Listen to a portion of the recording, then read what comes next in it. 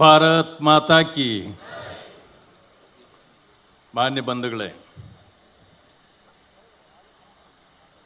ದಿವಂಗತ ಅಟಲ್ಜಿಯವರ ಜನ್ಮ ಶತಮಾನೋತ್ಸವದ ಈ ಸಂದರ್ಭದಲ್ಲಿ ವೇದಿಕೆಯಲ್ಲಿರ್ತಕ್ಕಂಥ ಸಭೆಯ ಅಧ್ಯಕ್ಷರು, ಭಾರತೀಯ ಜನತಾ ಪಕ್ಷದ ಅಧ್ಯಕ್ಷರು ಆಗಿರ್ತಕ್ಕಂಥ ವಿಜೇಂದ್ರ ಅವರೇ, ನಮ್ಮ ರಾಷ್ಟ್ರೀಯ ನಾಯಕರು, ನಮ್ಮೆಲ್ಲರ ಮಾರ್ಗದರ್ಶಕರು ಆಗಿರ್ತಕ್ಕಂಥ ಸಂತೋಷ್ ಜಿ ಅವರೇ, ಈಗ ತಾನೇ ನಮ್ಮನ್ನು ಉದ್ದೇಶಿಸಿ ಮಾತನಾಡಿರ್ತಕ್ಕಂಥ ಮಾಜಿ ಮುಖ್ಯಮಂತ್ರಿಗಳು, ನಮ್ಮ ನಾಯಕರು ಆಗಿರ್ತಕ್ಕಂಥ ಸದಾನಂದ ಗೌಡರೇ, ವಿರೋಧ ಪಕ್ಷದ ವಿಪಕ್ಷ ನಾಯಕರು ಆಗಿರ್ತಕ್ಕಂಥ ಅಶೋಕ್ ಜಿ ಅವರೇ, ಮಿಗಿಲಾಗಿ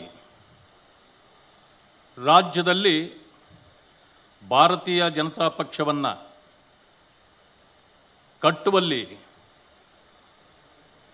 ಎಲ್ಲರಿಗೂ ಮುಂಚೂಣಿಯಲ್ಲಿದ್ದು ಇವತ್ತು ನಮ್ಮಿಂದ ದೂರವಾಗಿರ್ತಕ್ಕಂಥ ಅನಂತಕುಮಾರ್ ಅವರನ್ನು ನೆನೆಸ್ತಾ, ಶ್ರೀಮತಿ ಅನಂತಕುಮಾರ್ ಜಿ ಅವರೇ,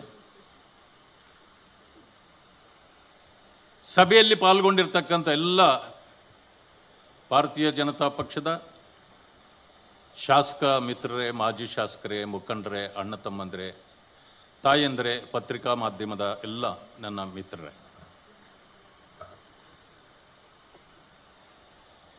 ಅತಿ ಎತ್ತರದ ವ್ಯಕ್ತಿಯನ್ನ ಉದ್ದೇಶಿಸಿ ಮಾತನಾಡಲಿಕ್ಕೆ ನಾನು ಬಹಳ ಚಿಕ್ಕವನು ಅಂತ ನನಗನ್ನಿಸ್ತದೆ.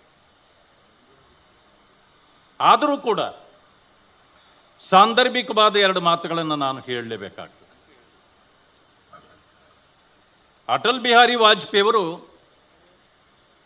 ಈ ದೇಶ ಕಂಡ ಅತ್ಯುತ್ತಮ ನಾಯಕ, ಇದರಲ್ಲಿ ಯಾರಿಗೂ ಕೂಡ ಅನುಮಾನ ಇಲ್ಲ. ಈ ದೇಶ ಬಹಳಷ್ಟು ಪ್ರಧಾನಮಂತ್ರಿಗಳನ್ನ ಕಂಡಿದೆ.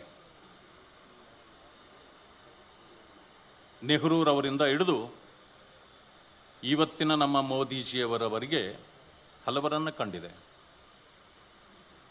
ಇದರ ಮಧ್ಯದಲ್ಲಿ ನನಗೆ ಅನಿಸ್ತಾ ಇರತಕ್ಕಂಥದ್ದು, ನೆಹರೂಜಿಯವರಿಂದ ಇರೋದು ಇಲ್ಲಿವರೆಗೂ ಅಟಲ್ಜಿಯವರನ್ನ ಬಿಟ್ಟರೆ ಬೇರೆಲ್ಲರೂ ಕೂಡ ಟೀಕೆಗೆ ಒಳಗಾಗಿರ್ತಕ್ಕಂಥವರೇ. ಆದರೆ ಅಟಲ್ಜಿಯವರನ್ನ ಇವತ್ತು ಕೂಡ ಟೀಕೆ ಮಾಡಲಿಕ್ಕೆ ಬೇರೆ ಯಾರೂ ಕೂಡ ಸಾಧ್ಯವೇ ಇಲ್ಲ. ಯಾಕೆಂದ್ರೆ ಟೀಕೆಯಿಂದ ಬಹುದೂರ ಅವರು. ಅದಕ್ಕೆ ಅವರನ್ನ ಅಜಾತಶತ್ರು ಅಂತೇಳಿ ಎಲ್ಲರೂ ಕೂಡ ಹೇಳ್ತಕ್ಕಂಥವ್ರು. ಮೋದಿಜಿಯವರು ಕೂಡ ಟೀಕೆಗೆ ಒಳಗಾಗಬೇಕಾಗಿರಲಿಲ್ಲ. ಆದರೆ ಇತ್ತೀಚಿನ ದಿನಗಳ ಈ ಒಂದು ರೀತಿಯ ಅನಿಷ್ಟ ರಾಜಕಾರಣದಲ್ಲಿ ಅವರ ಮೇಲೆ ಯಾವುದೇ ಅಪಾದನೆಗಳು ಇಲ್ಲದೇ ಇದ್ರೂ ಕೂಡ ಟೀಕೆ ಮಾಡುವವರ ಸಂಖ್ಯೆ ಏನೂ ಕಡಿಮೆ ಆಗಿಲ್ಲ. ಅದಕ್ಕೆ ಅರ್ಥವೂ ಕೂಡ ಇಲ್ಲ. ಅದೇನೇ ಇರಲಿ, ಆದರೆ ಭಾರತ ದೇಶದಲ್ಲಿ ನಿಸ್ವಾರ್ಥ ಸೇವೆಯನ್ನು ಮಾಡಿದವರು, ದೇಶಕ್ಕಾಗಿ ನಾನು ಕೊಡುಗೆ ಕೊಡಬೇಕು, ನಾನು ದೇಶಕ್ಕಾಗಿ ಬದುಕ್ತೇನೆ ಅಂತಕ್ಕಂಥ ಮಾತನ್ನ ಆಡಿ ಅದೇ ರೀತಿ ನಡ್ಕೊಂಡವರು ಯಾರಾದರೂ ಇದ್ದರೆ ಅದು ಅಟಲ್ಜಿ ಅವರು ಅಂತೇಳಿ ಯಾರೇ ಆದರೂ ಕೂಡ ಹೇಳ್ಬೋದು. ಆದರೆ ಇವತ್ತಿನ ಈ ಸಂದರ್ಭದಲ್ಲಿ ದೇಶದಲ್ಲಿ ಅತಿ ಹೆಚ್ಚಿನ ಅಭಿವೃದ್ಧಿ ಕಾರ್ಯಗಳು ಆಯಿತು ಅಂತಂದ್ರೆ ಅದು ಮಾನ್ಯ ಅಟಲ್ಜಿ ಅವರ ಕಾಲದಲ್ಲಿ. ಇವತ್ತಿಗೂ ಕೂಡ ಸಾರಿಗೆಯಲ್ಲಿ, ರಸ್ತೆಗಳನ್ನು ಮಾಡೋದ್ರಲ್ಲಿ, ನೀವು ಯಾವುದ್ರಲ್ಲಿ ನೋಡಿ, ಕ್ರಾಂತಿಯನ್ನ ಮಾಡಿದ್ರೆ ಅದು 60 ವರ್ಷಗಳ ಕಾಲ ಆಡಳಿತ ಮಾಡಿರ್ತಕ್ಕಂಥ ಕಾಂಗ್ರೆಸ್ನಿಂದಲ್ಲ, ಕೇವಲ 5 ವರ್ಷಗಳು ಕೂಡ ಆಡಳಿತ ಮಾಡಿದರೂ ಕೂಡ ಅದು ವಾಜಪೇಯಿ ಅವರ ಕಾರಣದಿಂದಲೇ ಆಗಿದ್ದು ಅಂತ ಎಲ್ಲರೂ ಕೂಡ ನಾವು ಸ್ಮರಿಸ್ತೇವೆ. ಆದರೆ ಕೆಲವರು ಸ್ವಾರ್ಥ ಮಾಡ್ತಾರೆ. ನಾವು ಹೇಳ್ತೇವೆ, ಕಾರ್ಯಕರ್ತರು, ನಮ್ಮ ಪಕ್ಷದ ಕಾರ್ಯಕರ್ತರು, ದೇಶ ಮೊದಲು, ಪಕ್ಷ ನಂತರ, ವೈಯಕ್ತಿಕತೆ ಆ ನಂತರ. ಇದನ್ನು ನಾವು ಯಾವಾಗಲೂ ಮಾತಾಡ್ತೇವೆ. ಆದರೆ ಅನೇಕ ಪಕ್ಷಗಳಿವೆ, ಅವರಿಗೆ ದೇಶ ಮೊದಲು ಅಲ್ಲವೇ ಅಲ್ಲ. ಅವರಿಗೆ ಒಂದು ಕುಟುಂಬ ಮೊದಲು, ಅದಾದಮೇಲೆ ಅವರೇ ಮೊದಲು, ನಂತರ. ಆದರೆ ಈ ಪದ್ಧತಿ ನಮ್ಮ ನಾಯಕರಲ್ಲಿ ಇರಲಿಲ್ಲ. ಆದರೆ ನಾನು ಒಂದು ಮಾತನ್ನು ನೇರವಾಗಿ ಅಟಲ್ಜಿಯವರು ಮಾತಾಡ್ತಿದ್ದದ್ದನ್ನು ನಾವು ಓದಿ ತಿಳ್ಕೊಂಡಿದ್ದೇವೆ. ನಾನು ಅವರನ್ನು ಒಂದೇ ಬಾರಿ ಭೇಟಿ ಮಾಡಿರೋದು 1981-82ರಲ್ಲಿ. ಆಗಲೇ NDA ಇತ್ತು. ಚರಣ್ ಸಿಂಗ್ ಅವರು, ಮೊನ್ನೆ ಅಟಲ್ಜಿಯವರು, ಅದ್ವಾನಿಜಿಯವರು ರಾಮಲೀಲಾ ಮೈದಾನದಲ್ಲಿ ದೊಡ್ಡ ಸಭೆ, ಅದರಲ್ಲಿ ನಾವು ಹೋಗಬೇಕು. ಆವಾಗೇನು ನಾವು ಇನ್ನೂ ಅಷ್ಟೊಂದು ರಾಜಕಾರಣದಲ್ಲಿ ನಿಪುಣತೆ ಬಂದಿರಲಿಲ್ಲ ನಮಗೆ. ಮಾಗಡಿಯಲ್ಲಿ ಒಬ್ಬ TC ನಾಗರಾಜ್ ಅಂತಿದ್ದಾರೆ, ಅವರು ಮತ್ತು ನಾನು ಇಬ್ಬರೇ ಒಂದು ಬ್ಯಾನರ್ನ ಮಾಡಿಕೊಂಡು ನಾವಿಬ್ಬರೇ ಹೋಗಿ ರಾಮಲೀಲಾ ಮೈದಾನದಲ್ಲಿ ಅವರನ್ನ ಭಾಷಣ ಕೇಳಿ ಕೊನೆಯಲ್ಲಿ ಹೋಗಿ ಒಂದು ಸಾರಿ ಅವ್ರನ್ನ ಹತ್ತಿರದಿಂದ ನೋಡಬೇಕು ಅಂತ, ಮುಟ್ಲಿಕ್ಕಂತೂ ನಮಗಾಗಲಿಲ್ಲ, ಹತ್ತಿರದಿಂದ ನೋಡಬೇಕು ಅಂತ ನೋಡ್ಕೊಂಡು ಬಂದ್ವಿ ಅಷ್ಟೇ. ಆದರೆ ಇವತ್ತು ಈ ಸಭೆಯಲ್ಲಿ ನಿಂತು ಅವರ ಬಗ್ಗೆ ಮಾತಾಡ್ತಕ್ಕಂಥ ಅವಕಾಶವನ್ನು ನಮ್ಮ ಹಿರಿಯರು ಮಾಡಿಕೊಟ್ಟಿದ್ದರಿಂದ ಅವರಿಗೆ ಎಲ್ರಿಗೂ ಕೂಡ ನಾನು ಕೃತಜ್ಞನಾಗಿದ್ದೇನೆ. ಆದರೆ ಒಂದು ಸಂದರ್ಭ, ಭಾರತೀಯ ಜನತಾ ಪಕ್ಷದಿಂದ ಶ್ರೀರಾಮನ ಅಯೋಧ್ಯೆಯಲ್ಲಿ ಶ್ರೀರಾಮನ ರಥೋತ್ಸವ ಮಾಡಬೇಕು ಅಂತೇಳಿ ಇಡೀ ದೇಶದಲ್ಲಿ ಮಾಡಬೇಕು ಅಂತೇಳಿ ಹೊರಡ್ತದೆ. ಆಗ ನನಗೆ ತಿಳಿದ ಮಟ್ಟಿಗೆ ಅಟಲ್ಜಿಯವರ ಚಿಂತನೆಯೇ ಬೇರೆ ಇರ್ತದೆ. ಯಾಕೆ ಅಂತಂದರೆ, ನಾವ್ಯಾಕೆ ಇದನ್ನು ಮಾಡಬೇಕು? ಭಾರತೀಯ ಜನತಾ ಪಕ್ಷ ರಾಜಕೀಯ ಪಕ್ಷ, ಇದನ್ನು ನಾವು ಮಾಡೋದು ಅಷ್ಟೊಂದು ಸರಿ ಹೋಗೋದಿಲ್ಲ. ಬೇರೆ ವೇದಿಕೆಯನ್ನು ಮಾಡಿ, ವೇದಿಕೆಯ ಮೂಲಕ ಮಾಡ್ತಕ್ಕಂಥದ್ದು ಸೂಕ್ತ. ಯಾಕೆಂತಂದರೆ ನಾವು ಧರ್ಮವನ್ನು ರಾಜಕೀಯವಾಗಿ ಬಳಸಬಾರದು ಅಂತೇಳಿ ತೀರ್ಮಾನ ಮಾಡಬೇಕು ಅಂತ ಕೇಳ್ಕೊಳ್ತಾರೆ. ದೊಡ್ಡ ಸಭೆ ನಡೀತಿರ್ತದೆ, ಅದು ಸಭೆಯಲ್ಲಿ ಹೇಳ್ತಾರೆ.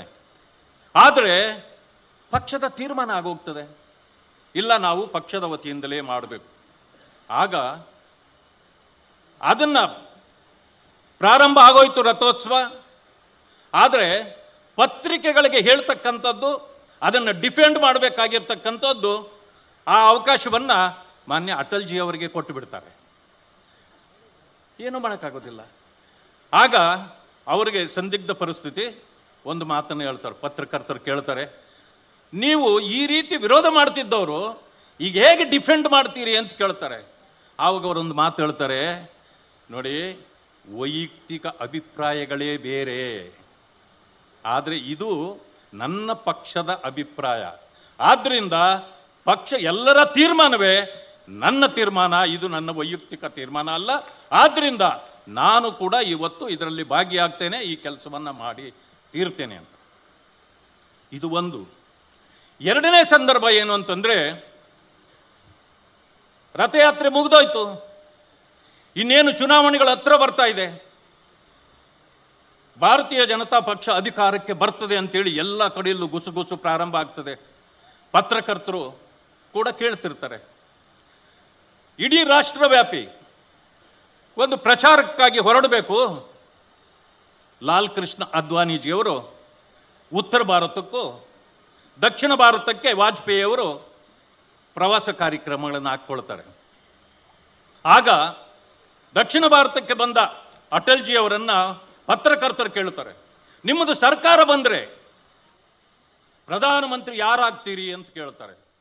ಸಹಜವಾಗಿ ಆವತ್ತು ಅಧ್ಯಕ್ಷರಾಗಿದ್ದವರು ಪಕ್ಷಕ್ಕೆ ಲಾಲ್ ಕೃಷ್ಣ ಅದ್ವಾನಿಜಿಯವರು.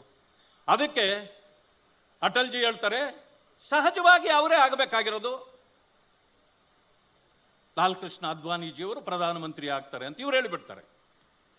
ಅದೇ ಆ ಕಡೆ ಪತ್ರಕರ್ತರು ಕೇಳ್ತಾರೆ, ಲಾಲ್ ಕೃಷ್ಣ ಅದ್ವಾನಿಜಿನ ಯಾರು ಪ್ರಧಾನಮಂತ್ರಿ ಆಗ್ತೀರಿ ಅಂದ್ರೆ, ಯಾರು ನಮ್ಮಲ್ಲಿ ಇರ್ತಕ್ಕಂಥ ಹಿರಿಯ ಮುತ್ಸದ್ದಿ ನಾಯಕರು ನಮಗಿರ್ತಕ್ಕಂಥವ್ರು ಅವರೇ ಅಟಲ್ಜಿಯವರು ಆಗ್ತಾರೆ ಅಂತ. ನೋಡಿ ನಾಯಕತ್ವ ಹೇಗಿರುತ್ತೆ ಅಂತ, ಸಂಬಂಧಗಳು ಹೇಗಿರ್ತದೆ, ಅವರು ಚಿಂತನೆಗಳು ಹೇಗಿರ್ತದೆ ಅಂತ. ಆಗ ಒಂದು ಸಾರಿ ಅಟಲ್ಜಿಯವರು ದೆಹಲಿಗೆ ಹೋಗ್ತಾರೆ. ನೋಡಿ, ನನ್ನ ಕೇಳಿದೆ, ನನ್ನ ಹೆಸರನ್ನು ನೀವು ಹೇಗೆ ಹೇಳಿದ್ರಿ ಅಟಲ್ಜಿ ಅವರೇ ಅಂತ ಹೇಳ್ತಾರೆ.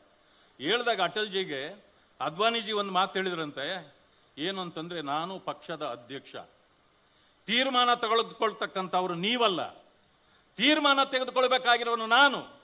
ಆದ್ರಿಂದ ಇದು ನನ್ನ ತೀರ್ಮಾನ. ನಾಳೆ ಏನಾದ್ರೂ ನಮ್ಮದು ಸರ್ಕಾರ ಬಂದಿದ್ದೇ ಆದ್ರೆ ನೀವೇ ಪ್ರಧಾನಮಂತ್ರಿ ಆಗಬೇಕು, ಇದು ನನ್ನ ಆದೇಶ, ಒಪ್ಕೊಳ್ಬೇಕು ಅಂತ. ಇದು ನಾಯಕತ್ವದ ಗುಣಗಳಿಂದ ಇರತಕ್ಕಂಥದ್ದು. ಅಂತ ನಾಯಕತ್ವದ ತಳಗಡೆ ಭಾರತೀಯ ಜನತಾ ಪಕ್ಷ ಇವತ್ತು